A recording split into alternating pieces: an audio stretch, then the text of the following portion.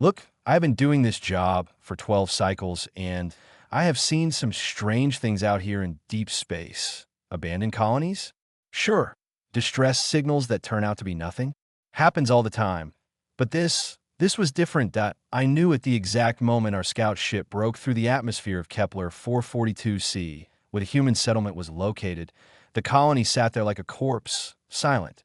Too silent. Sensors are picking up power signatures. Van chirped from the navigation console. Van was a culinary, which meant he had 4 eyes and somehow still managed to miss the obvious half the time. But no communication responses, he continued. No thermal movement outside. Maybe they're all sleeping. Kessa suggested from the back. Kessa was new, fresh out of the Galactic Survey Academy. She still had that annoying optimism that reality had not beaten out of her yet. Her species, the Thoraxians, were famous for 2 things: excellent memory and terrible survival instincts. I clicked my mandibles together, which for my species is the same as a sigh. A whole colony, sleeping in the middle of their work cycle. Use that brain they gave you, Kessa. Our pilot, GRA, said nothing. GRA rarely talked, which I appreciated. He was a Koran, built like a walking tank, with gray stone-like skin and about the same personality as a rock. But he could fly anything, and he never complained. Those are good qualities in a pilot. GRA guided the ship lower. The human settlement spread out beneath us, about 200 structures, prefab living domes. Agricultural pods, water processors, that a central hub building. Typical human colony layout. Some lights were still on. Inside the buildings, machines hummed quietly. Wind turbines turned slowly in the breeze. Everything looked normal, except for the bodies. Not human bodies. Not yet, anyway. But as we descended, I started seeing something along the outer edge of the colony. Dark shapes, large shapes. Jur, I said slowly, do a flyover before we land. Slow. He grunted in acknowledgement. The ship curved across the eastern perimeter of the colony, and that's when we all saw them clearly.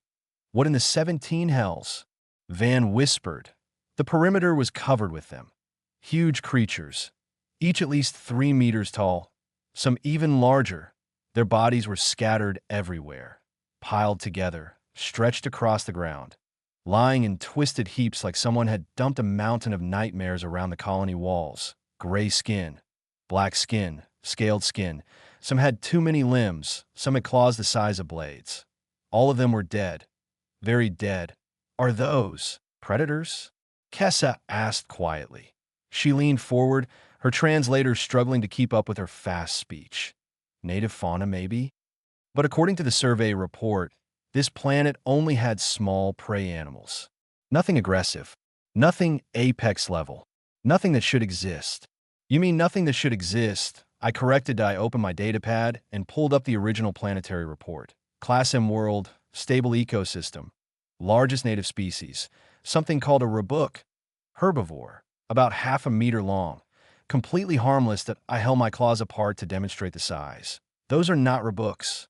Brilliant observation. Jare said flatly. We continued circling the colony. The numbers kept rising. 50 bodies, 100, then more'd be by the time we completed the second flyover. The entire settlement was surrounded by them in a ring of dead monsters, like a grotesque fence. Some had burn marks. Others had deep wounds. One creature looked like it had been cut completely in half. Life signs? I asked. Van checked his console. His upper eyes narrowed while his lower eyes stayed wide. Weird species. Yes, multiple life signs detected.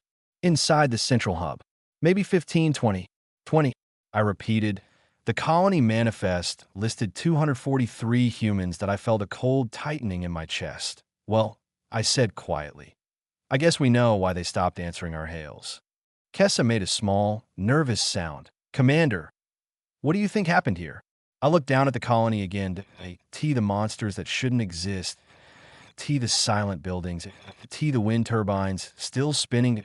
T the lights still glowing inside the hub. And I thought about humans, the species that had joined the galactic community only 40 cycles ago. Friendly, curious, eager explorers. I think, I said slowly, we are about to find out why you should never underestimate a human settlement. Jare brought the ship down into the landing zone. The engines shut off. In the silence that followed, I could hear my own pulse pounding. The cargo ramp lowered with a loud metallic thunk. I hate that moment. That tiny moment between the safety of your ship and stepping into whatever nightmare is waiting outside. I went first. Commander's privilege.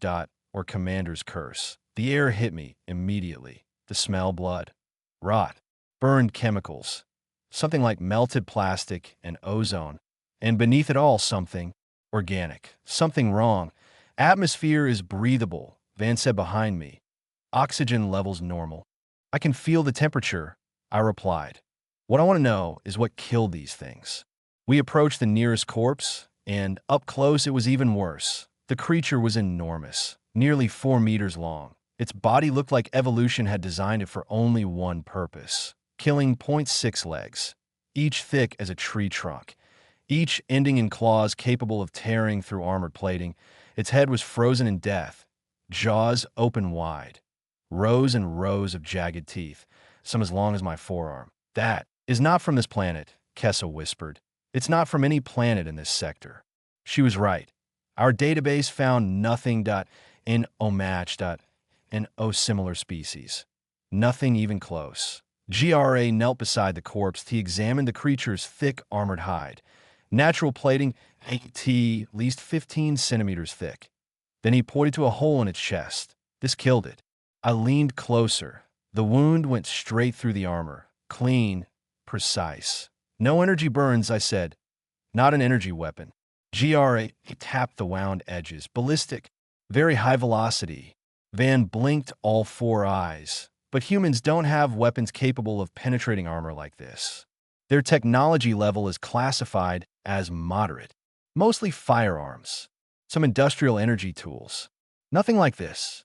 I slowly stood up and looked around. More bodies. Dozens of them. Up close. The scale was horrifying. One creature had 8 eyes and dripping mandibles that were still leaking acid on the ground. Another was a massive serpent covered in venomous spines. MY scanner confirmed the toxin. Lethal to 47 known species. Possibly 48, if I was unlucky. Commander, Kessa said shakily. Over here. We walked toward her. And that's when we saw it. The biggest one yet. 0.3 meters tall. Standing upright, even in death. Its body covered in overlapping black scales that looked like metal armor. Its arms ended in long blades instead of hands. Both blades were buried deep into the ground. But the head was missing. Kessa stared at the corpse. What could remove the head of something like that? GRA examined the neck. Clean cut, he said. One strike. The weapon would need incredible sharpness. An enormous force. He paused. Possibly an industrial cutting tool. In the middle of combat, I said that I shook my head slowly. No, someone fought this thing face to face. And won. We kept walking through the graveyard. The bodies kept coming down. I stopped counting at 200 nightmare creatures. Every single one capable of destroying a full survey team. And every single one dead. Behind us lay 200 monsters. Ahead of us, 20 humans waited in the central hub. And for the first time in a long time, I was not excited to meet them. The silence after the recording ended felt heavier than before. Some of the alien representatives looked uncomfortable. Others looked confused. A few simply stared at the human, as if trying to understand something they had missed. The Varelian commander leaned forward slightly. Interesting story, he said slowly. But stories do not prove anything. A few alien delegates nodded in agreement. The commander's eyes narrowed as he looked directly at the human diplomat. Your world survived many wars, he continued. But survival is not the same as strength. The human did not interrupt, he simply listened. That alone made some of the observers uneasy. Most species in the galaxy rushed to defend themselves when challenged. They raised their voices. They argued. Humans, apparently, did something else. They waited. The commander continued speaking. Many worlds face conflict. Many species survive disasters. It does not make them dangerous. He gestured toward the human calmly. In fact, your species appears fragile. A few quiet laughs came from the outer rows of the chamber. Humans were smaller than many species in the Alliance. Physically weaker than some, without natural armor, claws, or venom. From a purely biological perspective, they did not look like a threat. The commander leaned back in his seat. And yet, he said, Your council insists on being treated as an equal military power. His voice hardened slightly. We are simply asking for proof. The chamber grew quiet again. Everyone waited for the human's response. For several seconds, the diplomat said nothing. Then he smiled. Not a friendly smile. Not a polite one. IT was calm, controlled, and strangely cold. Several alien representatives felt a small, unexpected chill. The human folded his hands together on the table. You want proof, he said. The commander nodded. Yes. The human tilted his head slightly. You have already seen some of it. The commander frowned. Those were recordings from your own archives. They could be exaggerated. The human nodded slowly. That is fair. He tapped the console in front of him. Another image appeared above the center of the chamber. This one was different. That IT showed a distant star system, 0.3 planets, 0.1 asteroid belt. Several stations orbiting the outer edge. The human pointed toward the system. This, he said calmly, is the Neuralis system. A few of the older delegates recognized the name immediately. Their expressions changed. The Varelian commander noticed. What happened there, he asked. The human smile faded slightly. 5 years ago, he said, a pirate coalition moved into that system. The projection zoomed closer. Dozens of ships appeared around the asteroid belt. Large ships. Heavy weapons. Organized formations. They attacked every civilian station. The human continued. Images shifted rapidly. Destroyed habitats. Emergency beacons. Drifting cargo ships. Over 30,000 civilians lived there. The chamber grew quiet again. What species? One delegate asked. The human looked around the room. 6. Another pause. They were not human. That surprised several representatives. The human continued speaking. The pirates believed the system was isolated. They believed no major power would respond quickly. The projection zoomed again, this time showing the pirate fleet surrounding a station. They were almost correct. The Varelian commander leaned forward. Almost. The human nodded. One distress signal escaped. The projection changed again. Now it showed a single small ship entering the edge of the system, but a human ship. Very small compared to the pirate fleet. Several delegates leaned closer to the display. That ship, the human said calmly, was a long-range patrol vessel. The commander studied the projection carefully. One ship? He asked. Yes. That would be suicide. The human's cold smile returned slightly. Yes, he said quietly. It would. Several aliens exchanged uncertain looks. The projection showed the small ship moving slowly toward the pirate fleet. Weapons powered up across the enemy formation. Target locks appeared across the tactical display. The patrol ship did not turn away. IT continued moving forward. The Varelian commander frowned. Why would they do that? The human leaned back slightly. Because, he said softly, humans have a rule. The commander raised an eyebrow. A rule? The human nodded. If someone attacks civilians, he paused for a moment. We respond. The projection showed the pirate fleet firing. Bright weapons crossed the darkness of space. The patrol ship disappeared in a storm of explosions. Several delegates shifted uncomfortably. That proves nothing, the commander said. The human looked back at him. No, he agreed. It doesn't. He tapped the console again. The projection zoomed out, far beyond the system, farther than any pirate scanner had been looking, and then new signals appeared. Hundreds of them. Ships, human ships, cruisers, destroyers, carriers. The chamber erupted in shocked whispers. The Varelian commander stared at the projection. That fleet was already there? The human shook his head slowly. No, the commander frowned. Then how? The human finished the sentence for him. They arrived. The projection updated again. Jump signatures appeared everywhere around the system. The pirate fleet was suddenly surrounded. Every escape path blocked. The chamber became completely silent. The human diplomat rested his hands on the table again. The patrol ship knew it would be destroyed, he said calmly. It stayed long enough to keep the pirates busy. The commander's voice was quiet now, so the fleet could arrive. The human nodded. Yes. Another image appeared. The battle lasted only a few minutes. The pirate fleet was completely destroyed.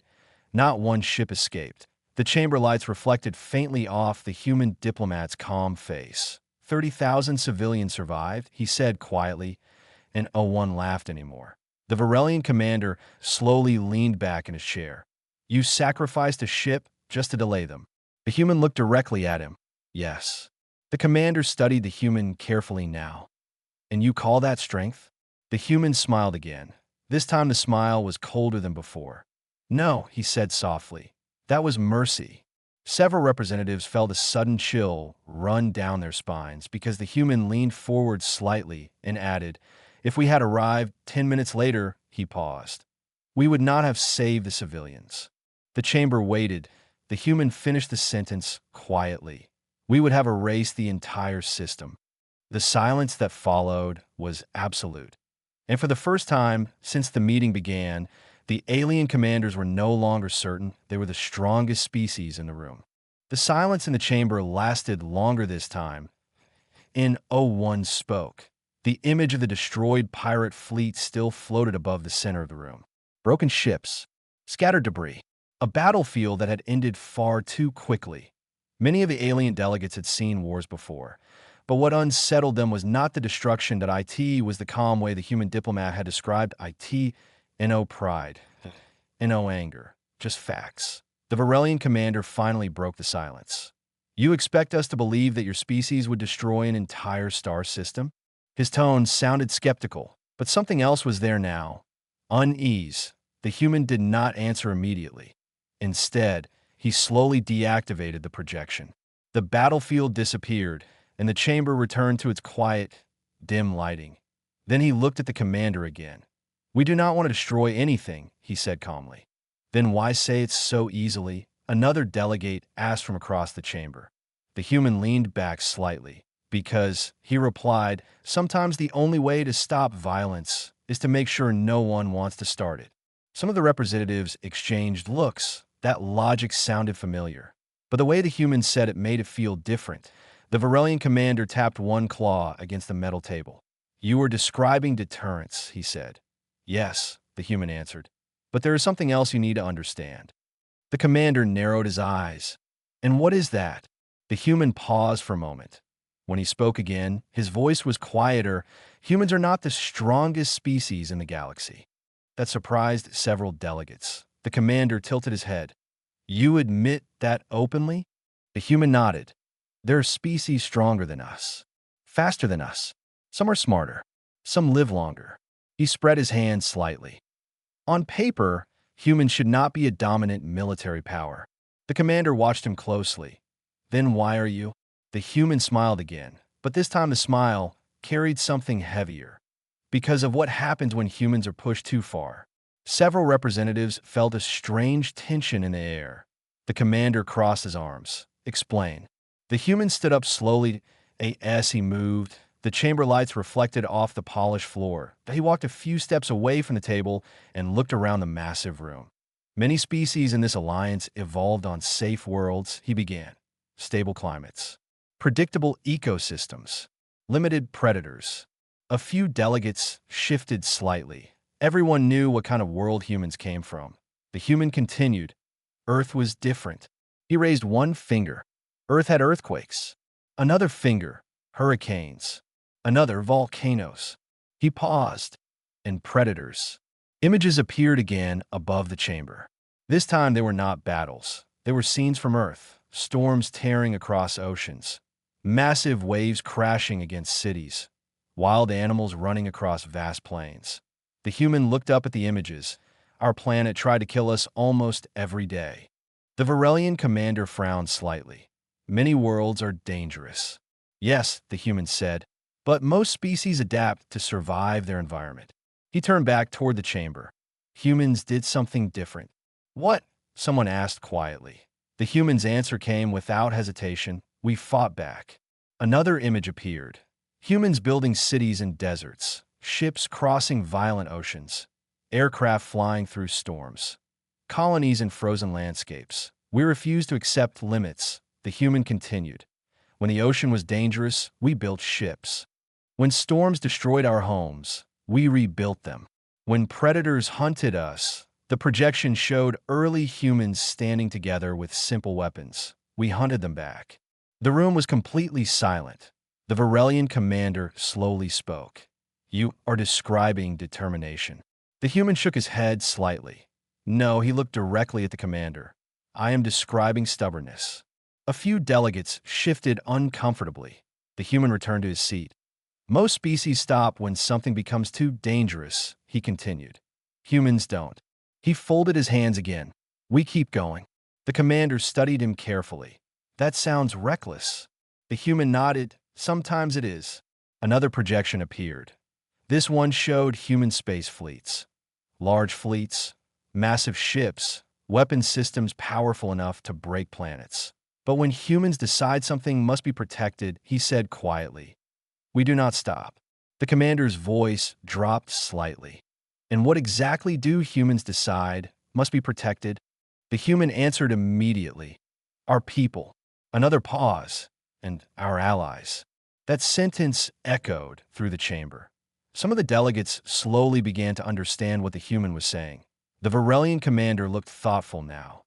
You are saying your species is dangerous because you are loyal. The human considered that. Then he nodded once. Yes. The commander leaned forward again. But loyalty alone does not win wars. The human smiled again. That's true. He tapped the console once more. A final projection appeared. IT showed a list of conflicts across several star systems. Different enemies, different battles. But the same ending every time. Human victories, slow victories, expensive victories, but victories. The commander stared at the list. You fought all these wars? The human nodded. Yes. The commander's voice became quieter. And you never surrendered? The human answered simply. No, the room felt colder now. The commander leaned back slowly. Why? The human looked around the chamber one last time. Then he said something that none of the alien representatives expected, because humans are very good at surviving. He paused. Then he added the part that made the entire room uneasy, even when we shouldn't. The chamber fell silent again, and somewhere in the minds of the alien commanders, a disturbing thought began to form. Maybe the real danger of humans was not their strength. Maybe it was something else, something far more difficult to defeat, because a species that refuses to give up can become unstoppable. For a long moment, no one in the chamber moved. The list of human victories still floated above the center of the room. Dozens of conflicts, different enemies, different star systems, but every line ended the same way. Human victory, not always fast, not always clean, but inevitable. The Varelian commander slowly exhaled. You survive, he said quietly. The human nodded. Yes. The commander looked around the chamber. Then he spoke again, but this time his voice carried a strange weight. You know, this meeting was not arranged only to question your military strength. The human tilted his head slightly. I assumed that. Several delegates shifted in their seats. The commander leaned forward again. There is something the Alliance has never officially discussed with your species. The human's eyes narrowed slightly. That sounds serious. It is. The commander paused. Then he pressed a control on his console. A new projection appeared above the chamber. But this one did not show battles. IT showed a classified document. Alliance Intelligence Archive. Restricted access. Several alien representatives suddenly looked uncomfortable. The human studied the image carefully. What is this? He asked. The commander answered slowly. 30 years ago, before humanity officially joined the Alliance, the Council performed an evaluation. The human raised an eyebrow. An evaluation? The commander nodded. We wanted to understand your species. The human's voice became quieter. So you studied us? Yes. The commander hesitated. More than that. The human leaned forward slightly. You tested us. A few delegates shifted nervously. The commander did not deny it, yes. The chamber grew tense. The human diplomat remained perfectly calm. What kind of test? He asked. The commander tapped the console again. Another image appeared, a distant human colony world. Small, young, barely developed. The human immediately recognized it. Colony Theta 7. He said. The commander looked surprised. You remember it. The human's expression did not change. Yes. Several alien delegates looked confused. The commander spoke again. That colony suffered a pirate attack. The human nodded slowly. I remember. The commander's voice lowered. That attack was not random. The chamber became very quiet. The human did not react immediately. But his eyes had changed. They were colder now. "You're saying," he said carefully, "the Alliance allowed it to happen?" The commander answered honestly, "Yes." A ripple of shock moved across the chamber. Some representatives clearly had not known this. The human remained silent for several seconds. When he finally spoke again, his voice was calm. "How many pirates?" 40 ships. "And how many defenders did the colony have?" The commander checked the file. "One patrol vessel." The human nodded slowly. "That sounds correct." The commander looked directly at him. The purpose of the test was simple. He paused. "We wanted to see how humans would respond." The human asked quietly, "To what?" The commander answered, "To loss."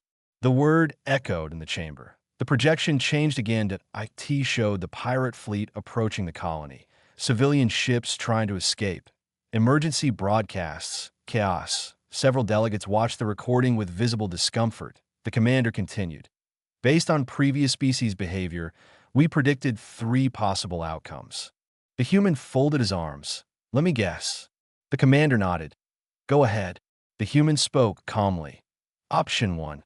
Humanity abandons the colony. The commander nodded.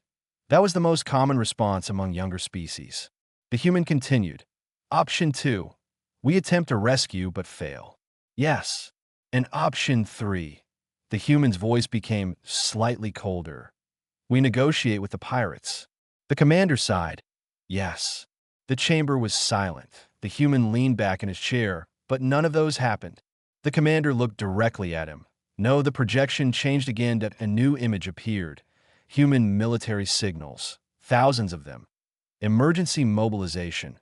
Fleet movements. Rapid deployments across several systems. The commander spoke quietly. What happened instead surprised the entire alliance. The humans said nothing.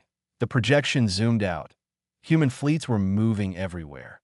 Not dozens of ships, hundreds, then thousands. The chamber filled with shocked whispers. The commander continued. Within 6 hours, every available human fleet was mobilized. Another projection appeared. Factories activating. Shipyards working non-stop.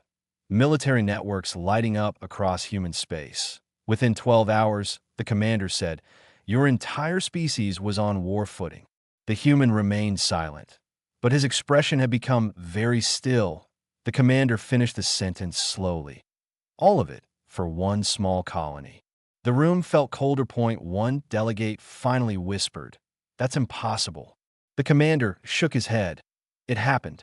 The projection changed again. The pirate fleet attacking the colony. Then something else appearing at the edge of the system. Human ships, hundreds of them. Then more. Thousands. The pirates never had a chance. The battle lasted less than 10 minutes. Every pirate ship was destroyed, but that was not the part that frightened the alliance. The commander turned back toward the human. "Do you know what happened after the battle?" The human looked at him quietly. "Yes." The commander nodded. "Your fleets did not stand down." Another projection appeared. Human ships moving again. Not toward home, but outward, toward pirate territories. The commander's voice lowered. "You hunted them." The human did not deny it. "For 3 months," the commander continued, "human fleets wiped out every pirate base within 20 sectors." Gasps spread across the chamber. "Not just the pirates responsible," the commander said. "All of them." The human spoke softly. "They were predators." The commander nodded. "Yes." He leaned back slowly. That was the moment the alliance realized something. The human looked at him. "What?" The commander answered quietly. "That humans do not respond to threats the same way other species do." The room was silent again. The commander finished the thought. "Most species protect themselves." He paused. "Humans eliminate the problem."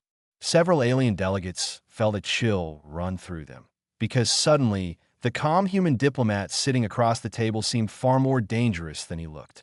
The chamber remained completely silent. The last projection faded slowly into darkness, leaving only the soft lights of the council hall. Thousands of alien eyes were now fixed on the human diplomat.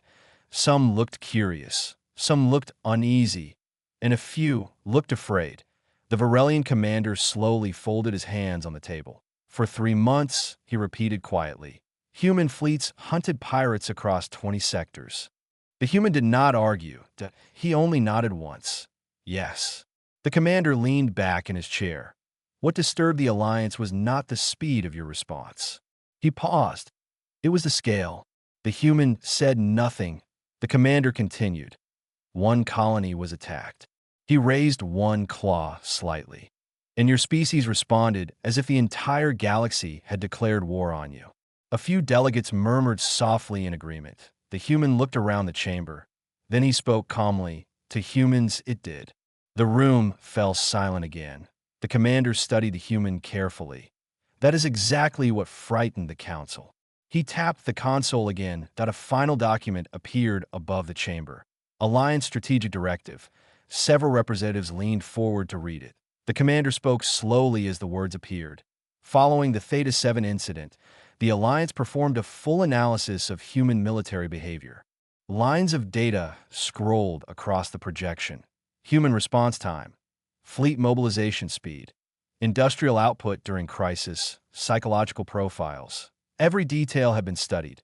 The commander looked back at the human. The conclusion was simple. The room waited. Humans are not the strongest species in the galaxy. The human nodded slightly. We know. The commander continued. You are not the most advanced. Another pause.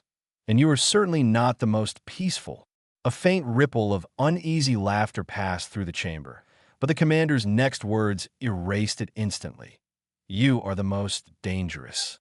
The human did not react, but several alien delegates shifted in their seats. The commander explained, because when humans believe something is worth protecting, you do not calculate risk the way other species do.